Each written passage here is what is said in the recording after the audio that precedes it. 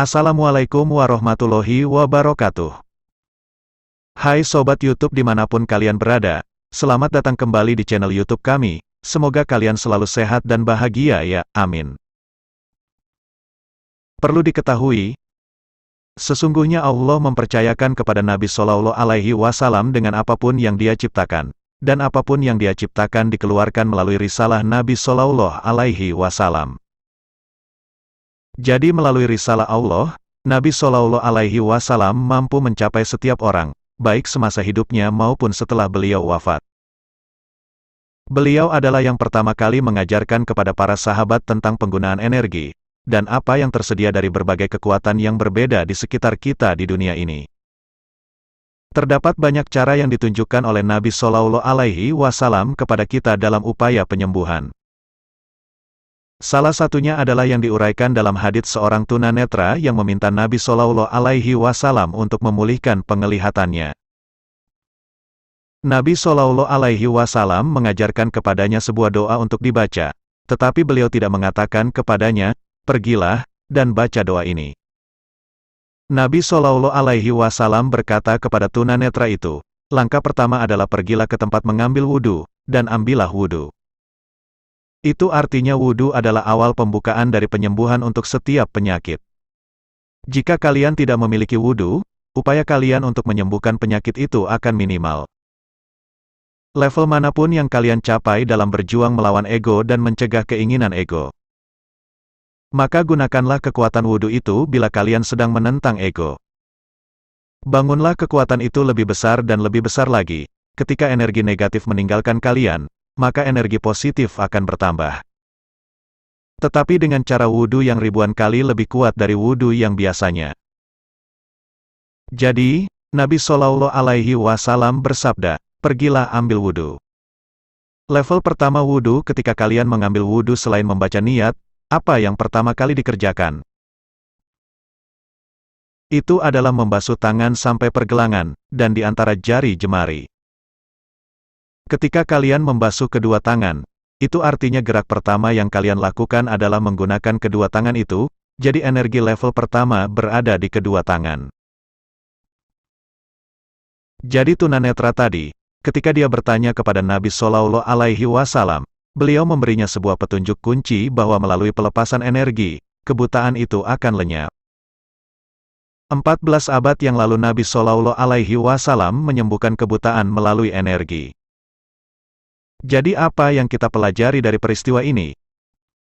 Ambil wudhu, dan sucikan diri kalian. Itulah sebabnya beliau mengatakan, senjata yang melindungi kalian dari musuh adalah wudhu. Wudhu dapat melepaskan energi dan membakar penyakitnya dengan melepaskannya melalui kedua tangan. Tunanetra itu belajar dari situ dan memanfaatkannya, yang akan kita bicarakan kemudian. Gerak wudhu tunanetra tadi mengalami berbagai gerak yang berbeda-beda, dan disembuhkan serta-merta dari kebutaannya. Maka, ketika kalian mengambil wudhu, ikutilah langkah sebagai berikut.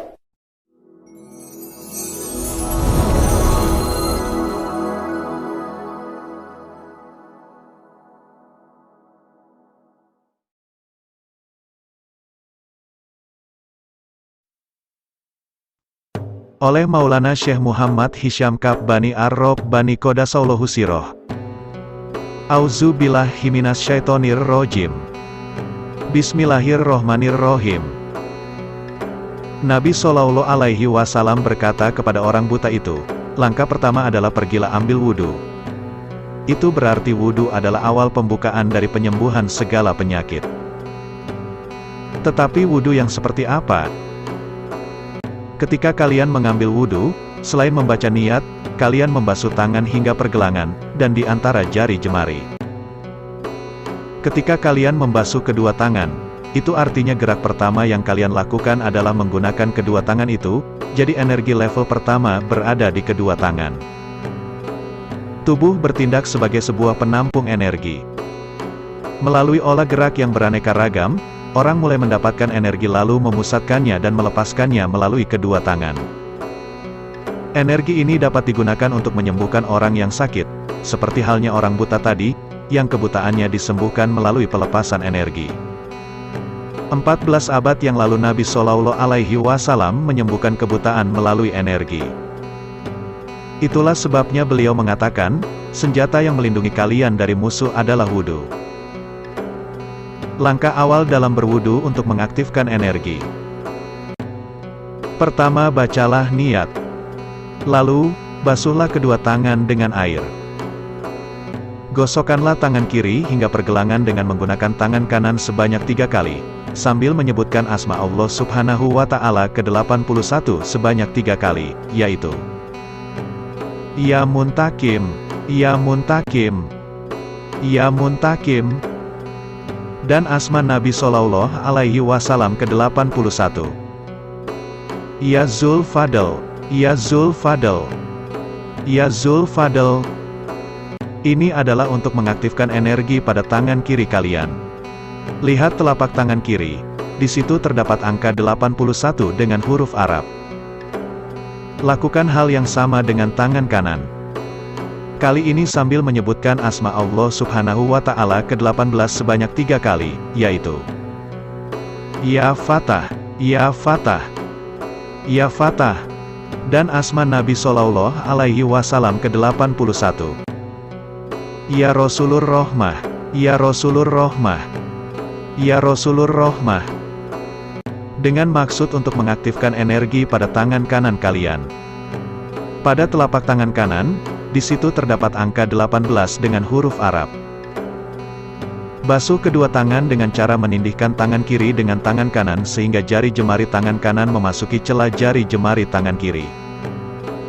Gosok sebanyak 3 kali. Sambil menyebutkan asma Allah Subhanahu wa Ta'ala ke-9 sebanyak 3 kali, yaitu Ya Jabbar, Ya Jabbar, Ya Jabbar, dan asma Nabi Shallallahu Alaihi Wasallam ke-9 Ya Aqib, Ya Aqib, Ya Aqib. Ini adalah penyatuan antara kedua angka pada masing-masing telapak tangan, di mana 8 tambah 1 dan 1 tambah 8, sama dengan 9. Ketika kalian menggosokkan kedua tangan, maka itu berarti mengaktifkan 99 Asmaul Husna Allah. Dengan demikian, kalian mengaktifkan 9 titik penerima energi pada tubuh kalian. Air mencegah energi itu agar tidak merembes keluar, ia membekukannya.